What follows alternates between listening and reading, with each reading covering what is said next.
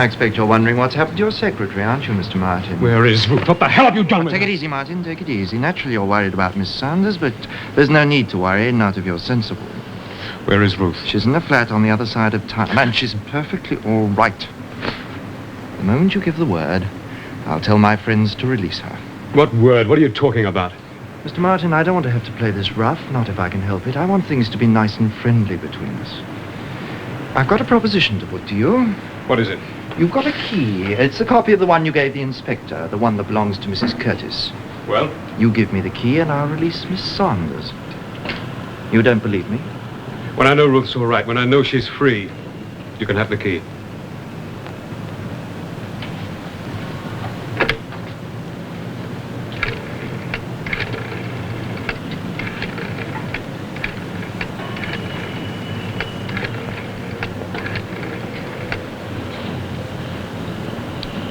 Fletcher here, release the girl. Don't argue, do as I tell you. Wait a minute. Tell her to phone Martin from a call box. He'll be waiting for the call. Now get me the key.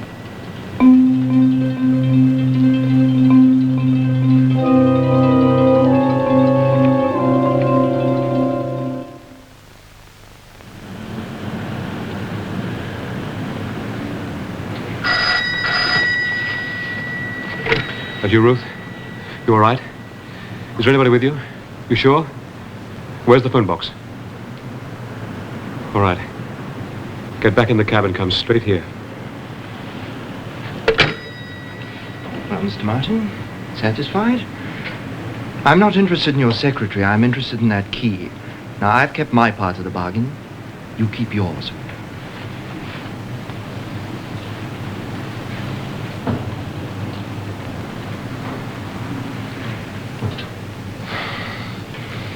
You're sure this is the one? The one you had made, the copy of Mrs. Curtis's? Well, of course I'm sure.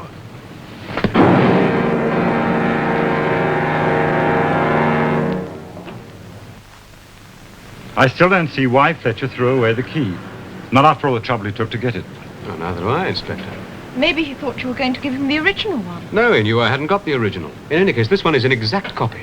I wonder, Larry. Oh, what do you mean? I have a feeling this key isn't an exact copy and that Fletcher spotted the difference. I think you're right. There's no number on this key. Was there a number on the other one? Yes, I believe there was. And that's what Fletcher was looking for. He wasn't interested in the key. He was looking for the number. I wonder if this has got anything to do with the photographs. Photographs? I sent the Stansdale photographs down to our code department. They seem to think the photographs were part of a code. And you think the number on the key? I think the number on the key is the second part of the code, the part we're looking for. And the photographs are the first part? Yes. Mrs. Stansdale was photographed holding an accordion with her fingers on the keyboard. Now, each photograph was the same except for the position of her fingers. Those various photographs plus the number on the key must represent the complete code. Mr. Martin, would you do something for me? Well, of course. What is it? First thing tomorrow, go to the hospital, see your friend Andy Wilson. He must know about this. Get it out of him somehow.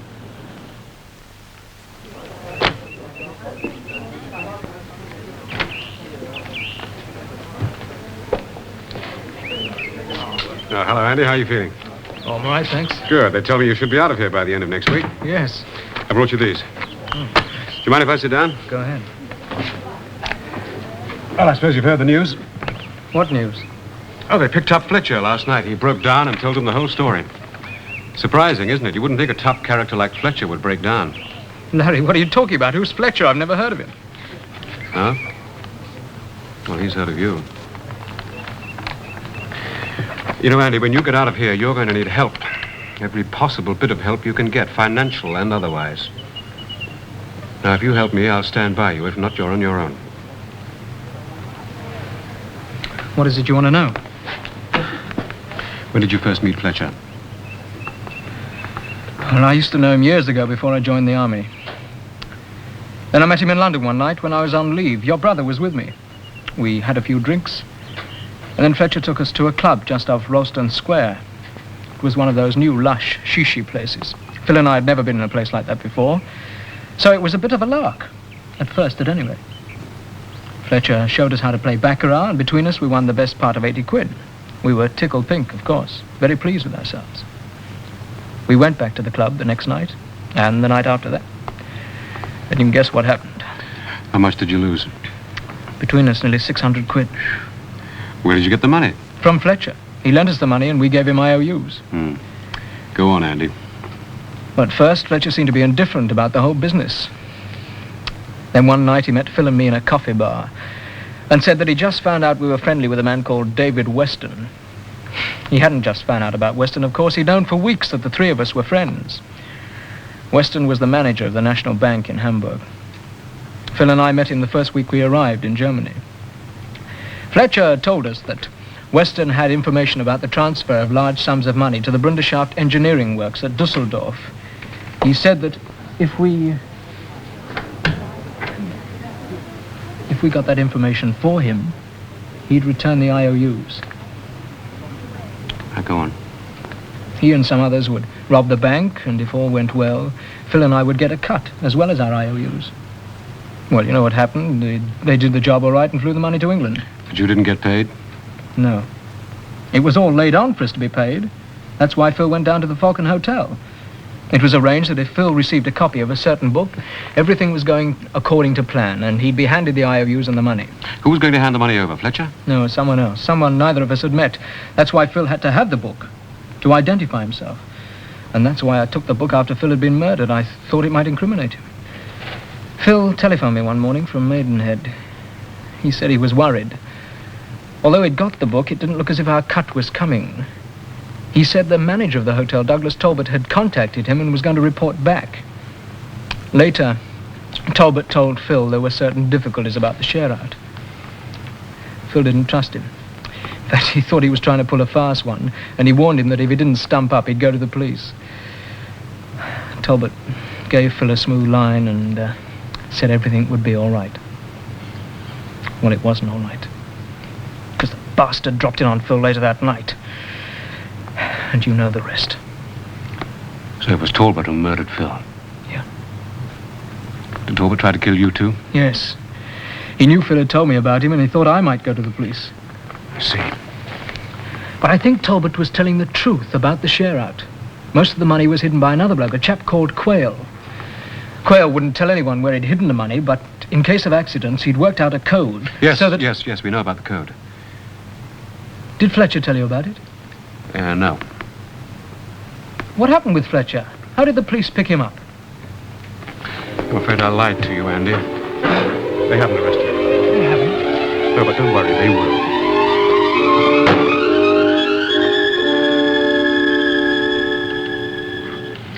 So Andy Wilson thought we got Fletcher and decided to talk, yeah? Yes, whether or not he was telling the truth, of course, remains to be seen. But one thing I'm sure about, he was telling the truth about Talbot. You think Talbot killed your brother? Yes, I do. Do you think he's behind this whole thing? Do you think he's running the whole show? I don't know. It could be Talbot, I suppose, but it could be one of many people. I think the man behind all this originally was Quayle. That's why Fletcher murdered him. It's the old story, Martin, when thieves fall out. I saw Mrs. Curtis this morning. I got the full details about the key. Major Osborne, our code expert's working on it now, alongside the photographs. Of course, whether we're lucky and get the money back remains to be seen. What is it, Sergeant? Major Osborne's just telephoned through, sir. They're still having difficulty about the code. But they seem to think it might have something to do with Venice, sir. Venice? That's right. Does that make any sense to you, sir? No, it most certainly does not. Venice? Oh, for God's sake, Osborne's obviously on the wrong track. He's simply wasting time. No, wait a minute, I'm not quite so sure. Huh? The number on the key, together with the photograph, goes to make a code, and the code Appears to have something to do with Venice. Yes, sir? Oh, what is it, Martin? I'm just thinking. Yes, I know that, but what about? There was a chest in Quayle's antique shop. The lid of it was decorated with a picture. I remember looking at it at the time and thinking... What was the picture of, sir? It was a picture of Venice. St. Mark's Square. Are you sure of this? Yes, I'm positive. Tell Osborne I want to see him. Get me Arundel on the phone. I want to speak to Inspector Lang straight away. It's urgent. But there can't be anything in Quayle's antique shop. The Arundel police must have searched it from top to bottom. They can search it again. Hello? Yes, speaking. Where'd you say the call was from? Maidenhead. All right, put them through.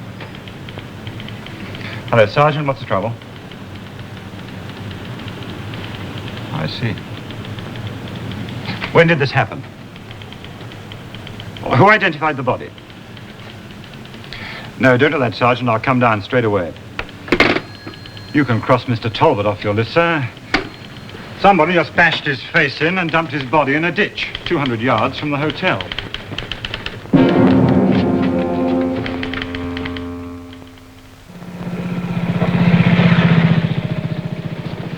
It's a good job Mrs. Curtis identified him, sir, because we hadn't a clue as to who he was.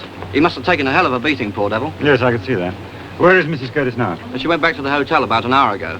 When did she last see Talbot?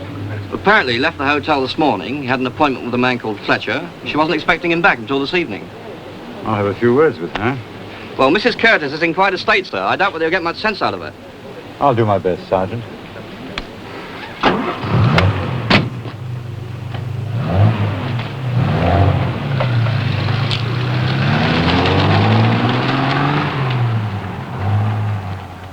Mrs. Curtis, I don't think you've been completely frank with me about Talbot. I've told you all I know. I can't tell you more than that. You say he had an appointment with a man called Fletcher. I think he had an appointment with someone called Fletcher. He didn't mention the appointment. It was just that I overheard a telephone conversation. I see. Mrs. Curtis, after Philip Martin died, I made some inquiries about you, Talbot, and this hotel. Well? Before your husband died, Talbot was an accountant with a small business of his own. After your husband died, he suddenly turned up in Maidenhead and took over the running of this hotel. No, that's not true, Inspector. It didn't happen like that. Talbot was staying here when my husband was killed in a railway accident. Naturally, I was distressed and confused. Yes? And Talbot started by being helpful. Before I realized what was happening, he'd taken complete control of my affairs. I know it's hard to believe. He had a strange influence over people. Who killed Philip Martin? He did. Martin was going back to town that night. Talbot made me go to his room and talk to him. He was frightened that Martin might go to the police about something or other. I see. Tell me, Mrs. Curtis, was Talbot a friend of your stepbrother's? No. Thomas hated him. Strangely enough, I believe they were in some kind of business together. I never did discover what. We found this diary on Talbot's body. There are some addresses in it. Some phone numbers. The first two are shops in Maidenhead, tradespeople. I don't know the others. Wait a minute. Court 7214. It's a number he sometimes rang. Whose is it, you know? I think it's a shop in London belonging to a friend of Talbot's. A man called Luther Harris.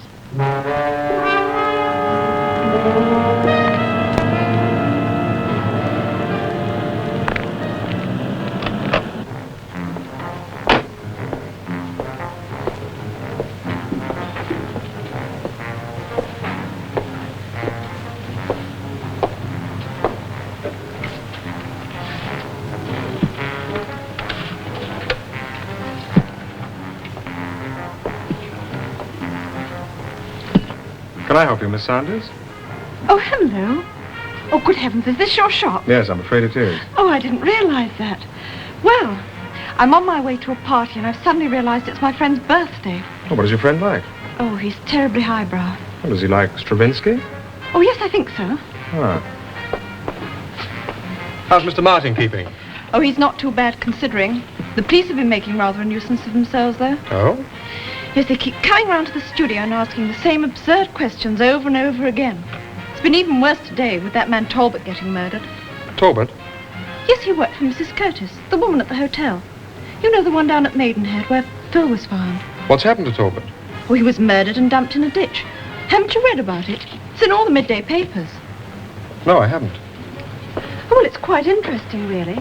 The police seem to think that Talbot, Philip, and a man named Fletcher were all mixed up in some German bank robbery.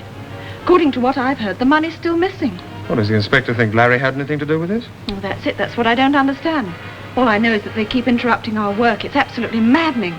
Inspector Hyde was round again this morning questioning Larry for nearly an hour. Oh, what about? Oh, some code or other. Something to do with some photographs and a key. It's all tied up with the search for the money, of course. Oh, do you think I could hear it? Yes, of course. I shouldn't worry about Larry too much. I imagine Hyde was just interested in his opinion of the photographs. I don't know. He keeps asking him questions about Arundel all the time. What was he doing at the antique shop? How many times had he been there? What was he looking for? Same dreary old questions. Whether they think the money was hidden in some... Oh, does it take long to warm up? No, not at all. You'll hear it in a second. I think your friend will like this.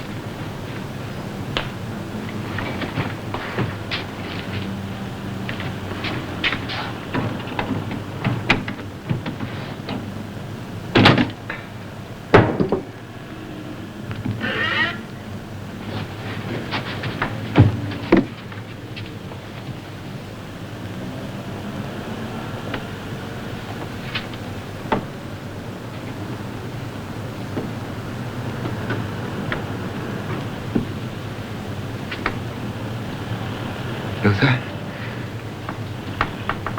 Luther? Look, I know you're here. I followed you from town. Now, don't be a damn fool. The money's here. Let's waste time fighting. 50-50. What do you say?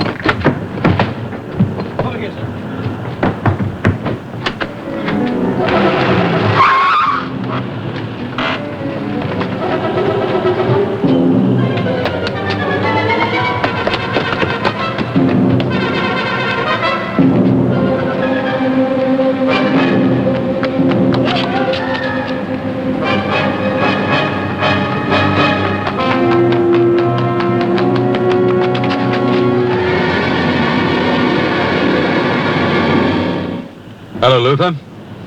I found this in your car.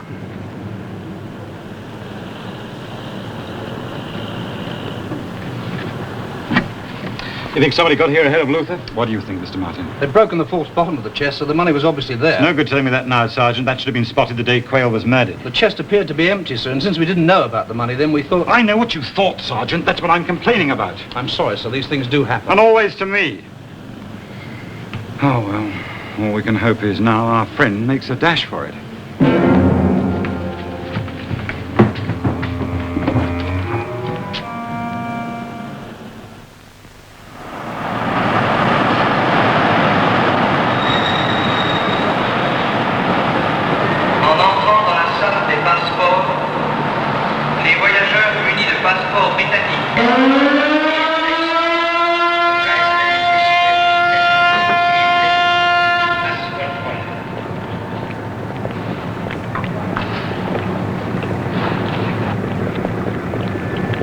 Excuse me, sir. Do you mind coming with us? Why should I? I think you know why, Mr. Talbot.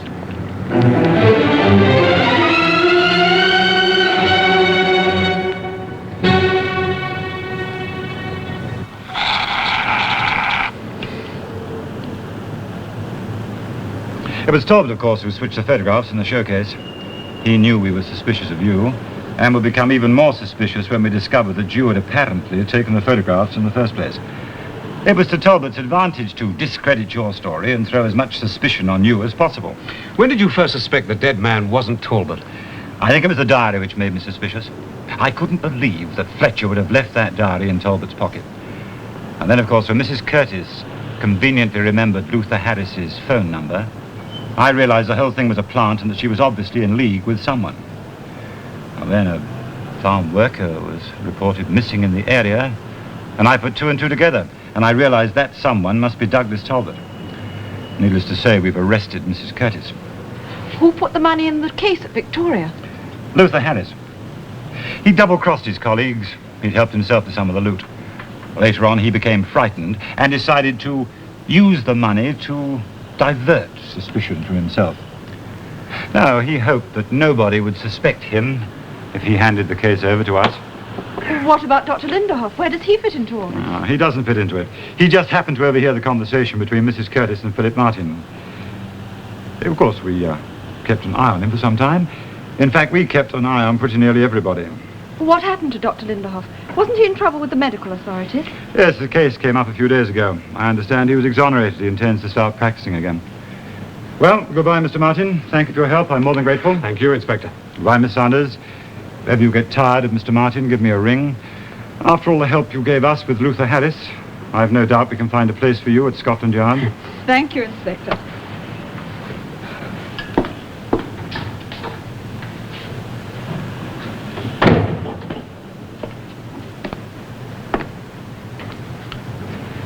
What are you thinking about? Your brother? Yes. Oh, don't, Larry, please. Try not to think about him. You've got an awful lot of work to do, you know. You've been neglecting things lately. Yes, I suppose I have. Well, after dinner, we'll really get down to it. Dinner? Yes, I booked the table for 8 o'clock. I think it's time we got going. We? Yes, we. Us. It's Be Nice to Your Secretary week. Don't you know, Miss Saunders? No, I didn't, Mr. Martin.